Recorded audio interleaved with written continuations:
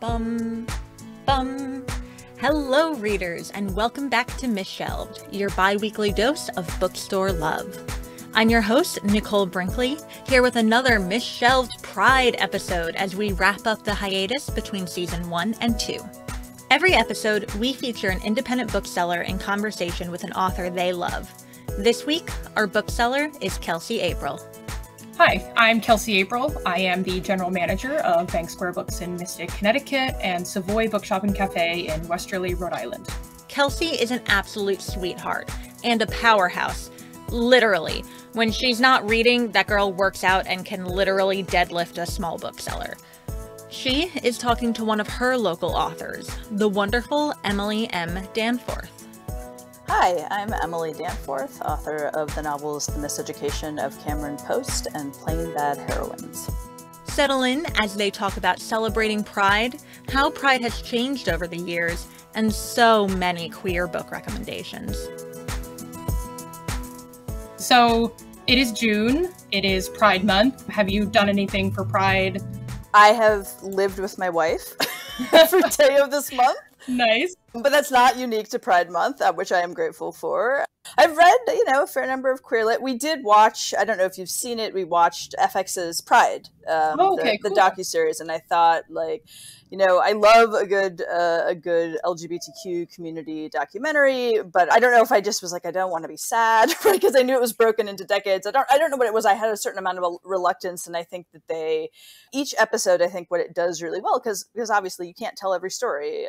Right. Of the queer community over that span of time. But what it does really well is like a kind of deep dive into a bunch of stories from the community that I haven't seen put to screen in that way. And so you might think, well, I feel like I know some things about Stonewall or have some sense about the activism of the 60s or something, but I think there's just so much untold history that we just don't learn endless, about. Yes. Yeah. So that is a specific Pride thing that I have done in Pride Month. What about you for Pride Month? Other than living with my girlfriend, not a whole lot, just with things kind of like quote unquote returning to normal.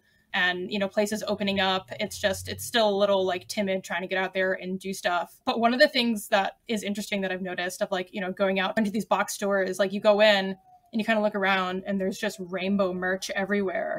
And it's just kind of like, oh, capitalist America, you do care. The gays are finally worth capitalizing upon. So that just makes me chuckle a little bit on the inside. It makes me chuckle too. It's so funny that you say that because I was grocery shopping the other day. We were sort of in the aisle and over this chain supermarket, broadcast system came this announcement about these are the products that the sort of, Pride vendors that we support in this grocery store. And I turned to my mom who was, looking at a can of beans or whatever she was doing. And I was like, I don't think I could have anticipated or would have anticipated that one day I'd be grocery shopping with you and the chain supermarket would be mentioning the Pride products. And my mom, turned to me with utter seriousness and she was like, well, Emily, it is Pride Month. And I was like, oh, I love that you're giving me a lesson on Pride Month. Yeah. Yeah. Oh my God. Yeah. That's amazing. It was great.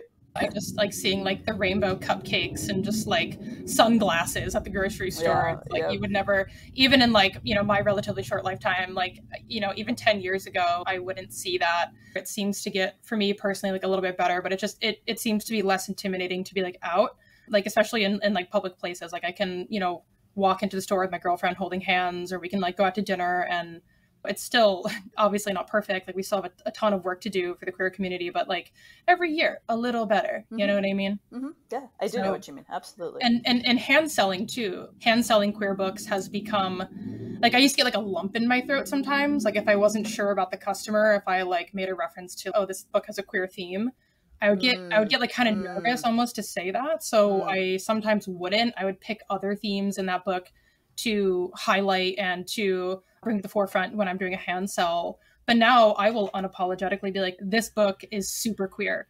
Just the other day, we had the governor of Rhode Island came down to Westerly to visit Savoy, and he came into the store, and his aides ended up coming to the store ahead of him. And they were asking for recommendations for maybe Rhode Island authors or local authors, whatever. And then his aide goes, oh, do you have anything for Pride Month? And I was like, what? Like, Yeah. you want gay books for the governor? Like, yeah. And so I ran around the store, like, just grabbing books. What's that scene in, like, the Disney movie where she's on the ladder? Oh, Beauty and the Beast. If Beauty were Butch, that was me. And nice. It was really cool. So I picked up One Last Stop by Casey McQuiston. Nice. I don't know if you've heard of that one, but I was recommending that one to the governor, and I was like, this is just a really sweet, amazing love story between these two women who meet on the train in New York City. So have you read One Last Stop, or do you know anything about One Last Stop? I've heard about it, but I've not read it. One Last Stop is just really fantastic. And like one of the cool things that I wasn't anticipating is like the cool little pieces of history that you get from it. So it is a love story. So you get that like really good, feel good ending of like everything kind of working out. Yeah. But you also get like a really cool history of New York City that is totally unexpected, because you realize that Jane, who is this really amazing Asian butch lesbian who essentially gets like stuck in time on the Q train in New York City and is just like fated to riding the Q from Brooklyn to Manhattan. That's definitely one that I've been like literally chucking at customers when they come in. Somebody will come up to me like, oh, like what books do you have like for Pride Month? And I will like scream and then throw this book at their head. Oh, wow. Okay. Does that work as a selling technique? Sometimes it just scares people. Okay. Yeah. Fair But enough. the right ones will respond well. Well, I felt like if the governor happens to come in next year at like the similar time also, I would recommend heartily to you and then also the governor of Rhode Island and everybody else who lives in Rhode Island and elsewhere, a debut by an author named Rhys M. Nielsen that's coming out next spring. So I know it's like one you have to kind of like think about and be looking for, but I'm telling you it's worth it. And it's called Deep in Providence, and it's set on the south side of Providence where Rhys, grew up and still lives in Rhode Island. And it's just this really just gorgeously written novel of magical realism that follows essentially, three best friends who are dealing with or in the grips of their fourth best friend who's died. And that's how the opening chapter begins. And they turn to essentially Filipino spiritualism and white magic. Oh, so cool. Yeah. And they're certainly haunted by her death. They may also be haunted by her spirit, but it really it's a novel that I think really effectively switches point of view, right? And does that really gorgeously. She's also a poet, is just really luscious, but the story is plenty plotty and will keep you turning pages. And the great thing for Rhode Islanders is you will recognize so many awesome locations. There's just so many moments where I'm like, oh, that bridge, oh, that street, Yeah. So it's somebody who really knows the locations she's writing about. It's such a great debut. I think it's going to do amazingly well. So that's Deep in Providence by Rhys Nielsen. And yeah, we're like a year away from it, but I can't say enough about this book. And it's very queer, I should say. And it's very queer. I didn't even sort of mention that part. There are a number of queer characters and really intricately drawn queer romance. That sounds right up my alley. Well, I feel like Providence in and of itself is kind of a character. I haven't ever necessarily lived there, but it's kind of the closest city to me. And so that's where I spend a lot of time. And it is very queer, the city itself. Yeah, absolutely. Yeah, we lived in Providence when we first moved, when I was out of grad school, into Nebraska. And then we lived sort of, on the west side of Providence and close to downtown of Providence. And, we're struck by, you talked about that feeling of kind of, being able to hold hands and just sort of like what members of the queer community you might find, doing activism, right? Or being part of some sort of other cause at a coffee shop, or hand selling zines, or all of that. And I came from Lincoln, Nebraska, which it certainly has queer community as well, but I think just that kind of change of just really recognizing the diversity of the queer community and different pockets of the queer community was something we noticed right away when we moved to Providence. Absolutely. Yeah, I feel like there's obviously people who live there who probably are not super great, but the city itself, I've always felt really comfortable going there. So in terms of independent bookstores, Savoy in particular, we always try to make the store a welcoming environment for all. And sort of looping back to the queer community, young couples walk in, or even older couples walk in who are queer, and just seeing their faces light up when they see all those Pride books facing out, or, books by people of color facing out.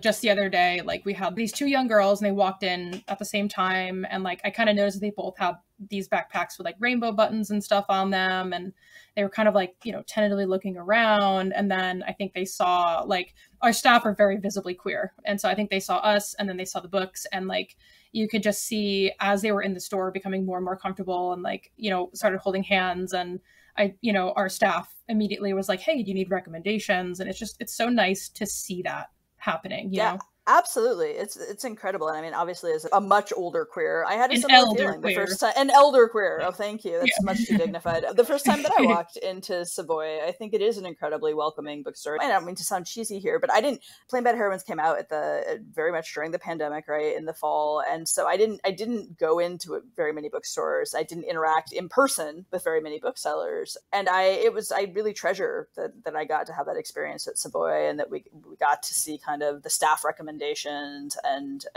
the diversity of the recommendations. And I'm certainly talking about diversity in terms of representation, but I'm talking about genre as well, right? Just kind of the range of books that people are reading and what was being hand sold or recommended to patrons. And I think that's like such a wonderful credit to the community. It's really cool. I'm really glad that you noticed our dedication to genre rep. I mean, if you if you go over, if you go over to so we have like a section in the stacks kind of in the middle of the store where we have our horror, our graphic novels, our sci-fi, our fantasy. And the way that the bookshelves at Savoy are designed, I don't know if you've ever seen this, but like they're designed very aesthetically, but there's not enough room to fit as many shelves as you want. So the books that are sitting on the top shelf, like you can't pull them. I'm like actually in my office gesticulating right now because I'm like trying to like show you what I mean, but this is a podcast. Anyway, you can't pull the books straight off the top shelf because there's a lip that hangs down from the top of the cart, the book cart, that prevents the book from coming all the way off. So you have to like finagle it off the shelf a little bit, but it's a risk that is worth taking for us so that we can have an entire extra shelf of genre fiction. Absolutely. Because that's just like our staff love genre fiction. And to be completely honest, genre fiction is where you're seeing a lot of queer rep happening. You know, lit fic, come on, you got to catch up. I think Litfic is trying. You're right. Like I don't think it's been on the cutting edge in the same way where we've seen like the sheer kind of I think diversity of rep and the range of storytelling. But I do think like there have been a number of really incredible Litfic. I mean, I'm the eternal optimist that like looks at right sort of what my choices were as a teenager in the 90s and am heartened I think continuously just by about frankly how many books I haven't yet read that people are recommending to me. Oh, so talking about queer rep in genre fiction, there's a publisher in particular that a lot of booksellers are familiar with called Tor.com Publishing. Have you heard of Tor.com? Oh, of course, yes. Yeah. So they are probably at the cutting edge of like queer rep in genre fiction. And there's one book that I'll recommend. This doesn't come out until October, but it's worth mentioning because it is easily one of my favorite books I've read this year. It's called A Spindle Splintered by Alex Harrow. Great title. Yeah. So A Spindle Splintered is a retelling of Sleeping Beauty. It centers this girl who has some like unspecified terminal illness where she's going to die. And so on the night of her 21st birthday, her best friend takes her up to their secret hiding spot and has a Sleeping Beauty themed party for her. There's rose petals everywhere, and she even has found a spindle. And so her best friend, whose name is Charm, like taunts her to, oh, you should, prick your finger on this spindle. And so she does, and basically gets herself zapped into a fairy tale land. It's about not accepting your fate. It's about not accepting what's been assigned to you and determining your own destiny and going your own way. And it is very, very, very gay. It's just wonderful. And her writing is so beautiful. Like, again, I've never read her before, but this was just delightful. Awesome.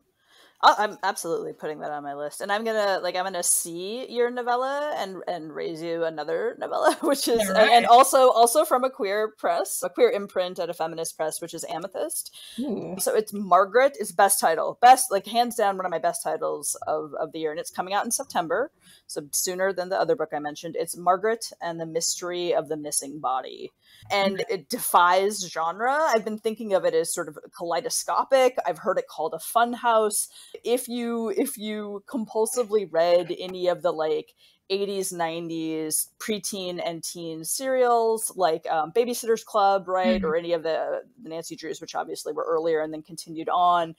this novel sort of reflects and refracts those. So it's like, it's part sort of coming of age, but it's also obviously, despite being really playful, pointing back at those kinds of books and commenting on them. So if you can kind of imagine like teen serial novels, a coming of age story, queer theory, and a ghost story that is also really fun, it really is just like a fun house of form and style. And I just found it like a delight to read. Margaret and the Mystery of the Missing Body. People say this sometimes, but I don't think I've ever read a novel quite like it. And so I can't quite say enough about it. Oh, that sounds amazing. And then I've got one more. I just want to do one more real quick. Yeah. Shout out to, and this one comes out in August, so it's really soon. You can like pre-order it now. It's The Perfume Thief by Timothy Shofford. And I think it's Tim's 7th or 8th novel. I got to know Timothy when I was in grad school at the University of Nebraska. He was such a mentor, and I don't know that I would have finished my first novel without him. I love Tim's writing in general. He writes a lot of novels about Nebraska and really interesting characters in Nebraska, but I think this is my favorite. I think it's his 2nd or 3rd historical novel. It's set in the 1940s in Paris. It's told from the point of view of Clementine, or Clem, who's a 72-year-old supposedly reformed con artist.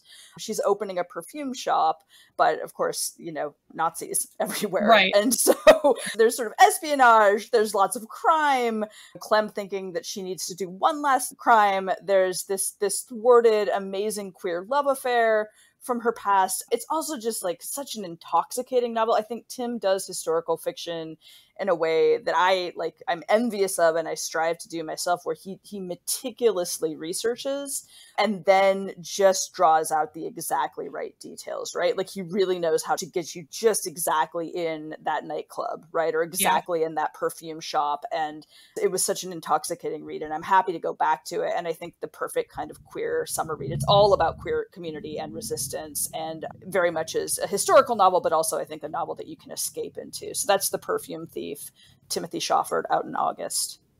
That also sounds absolutely fantastic. It's great. And it's a swift read. It's novel length, but you'll read it quickly. I promise you. The plot will keep you turning pages. Oh my God. I love that. I also just read, to like completely shift gears and like look at some YA. I read this book that just came out, and it's called The Passing Playbook by Isaac Fitzsimmons. And it is the Black trans boy joy that we all need in our lives. Because one of the things that I've noticed, particularly in YA books, is that trans characters often in the book are dealing with some type of like trauma, like something happens to them that's really bad, that is sort of like a plot point in the book. And that, that's one story of trans identity. But there's not enough books that really highlight the joy of being trans and like, just being a young man in high school. It's a debut novel. It just came out in June, and it's about a young man named Spencer who is growing up in Ohio. He plays soccer for his high school soccer team, and he is closeted. Nobody knows that he's trans. And he does really well on the soccer team. And then he ends up, having a relationship or, having feelings for someone else that's on the team. There's a point where his coach notices there's an issue with his birth certificate because they're going to be playing in a tournament and they need their birth certificates. And in the state of Ohio, you cannot change your gender marker on your birth certificate, which is a huge problem. And so Spencer immediately is like, oh, that's weird. There must be something wrong. I'll get it handled. And he's like kind of panicking internally, like, oh my God. Like, I'm going to get kicked off the soccer team. Everyone's going to find out. And then like in the end, things just go right for Spencer. Like the people in his life respond well and respond correctly to the things that Spencer is dealing with. And it's one of those books that you just read with a big doofy smile on your face the whole time, because it's so sweet. It's so cute. And it's also like a high school romance that involves sports, which you don't get a lot often. That was really wonderful. Absolutely. That sounds tremendous. I will absolutely read that. One of the last ways that I read that I just loved, that just came out this year a few months ago, is Melinda Lowe's Last Night at the Telegraph Club. Oh yeah. I don't know, if you've read that. I love Melinda's work. I've loved each of her novels, and I think she's like a novelist that I so admire, because every novel she's written has queer characters, queer themes, but she's worked in such a range of genres. I mean, she's got some true sci-fi, right? She's got fairy tale retellings early on before we saw as many of those, and now she's got this lush historical novel, set in the 50s in Red Scare San Francisco, in Chinatown specifically. And it really is just such a gorgeously rendered love story, really, ultimately, but with this backdrop of paranoia, of course, right. and threatening, the Chinese American community that's there. If you haven't read it yet, if you're looking sort of for forgotten queer history, Melinda also is a meticulous researcher. And she's really been documenting the research that she did for this book on her website, and you can find it in various places. She's got a number of newsletters where she talks about it, but she did all kinds of research, in particular into queer nightlife at the time, and it's fantastic. So Last Night at the Telegraph Club, I think it's so good. And I could keep going on and on and on with the queer recs.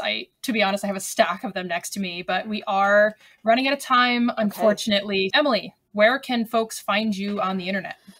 Very infrequently, but I'm trying to update my website better. So that's emilymdanforth.com. Kelsy, where can we find you online? So you can find me almost always on Instagram, and I am Kelsifer_Rose. That's KELCIFER_Rose, and that's on Instagram. Really? This has been awesome. I mean, I feel like there's like 18,000 things that I could ask you or that we could continue to talk about, but thank you. This has been an absolute pleasure. Thank you. It's been really fun, and I have a bunch of books that I need to add to that TBR. Yeah, come on down to Savoy and place an order. I will. If you liked today's episode, don't forget to rate, subscribe, and tell a friend about Misshelved. To keep up to date with all of our bookish hijinks, follow us at Misshelved Pod on Twitter and Instagram. If you really like what happens here, and we hope you do, head over to our Patreon page to help fund this podcast and our Misshelved newsletter. Thank you for listening, and as always, happy reading.